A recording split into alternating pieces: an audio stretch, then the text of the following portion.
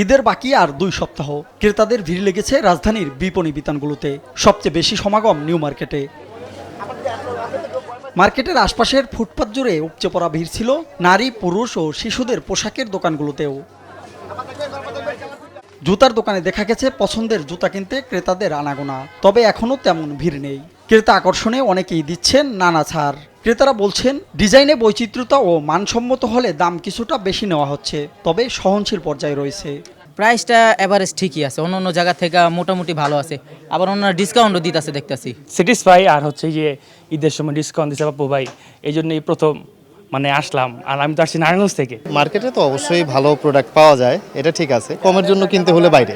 প্রাইসটাও খুব বেশি না, অন্যান্য বছর তুলনায় খুব বেশি না। এই যে যেমন পাঞ্জাবি কিনেছি, টি শার্ট কিনেছি, আর যে জিন্স প্যান্ট কিনেছি। শেষে আরো ভিড় হবে না, তারপর রোজা রেখে বের হওয়াটাও তো একটা ঝামেলা, কষ্ট, বাইরে ইফতারি করতে হয়, সবকিছু মিলাই এই জন্যই আমরা একটু আগেই করি।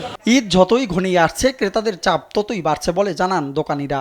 আর প্রাইস খুবই রিজনেবল প্রাইস এবার, যেহেতু আর বাংলাদেশি প্রোডাক্টে বেশি চলছে এবার। আমাদের ঈদের আগে যে দাম ছিল এখন বর্তমানে ওই দামই। ইয়াং জেনারেশনদের যে চাহিদাটা থাকে সেটা আমাদের কাছে আছে, কালার, ডিজাইন, প্রতিটা প্রোডাক্টে। আর আমরা চেষ্টা করি সবসময় আপডেট রাখার জন্য। আর ঈদে তো কোনো কথাই নেই, যমুনা বলেন, নিউ মার্কেট, গুলিস্তান, যে কোনো জায়গায় বলেন, কোনো ডিসকাউন্ট থাকে না। বাট আমাদের কাছে 20, 30, 40, 50 অনেক সময় ডিসকাউন্ট থাকে। স্বাদ ও সাধ্যের সমন্বয়ে পছন্দের ঈদ সামগ্রী কিনে ঘরে ফিরছেন এমন প্রত্যাশা ক্রেতাদের। তাইমুন ইসলাম রায়হান, দেশ টিভি, ঢাকা।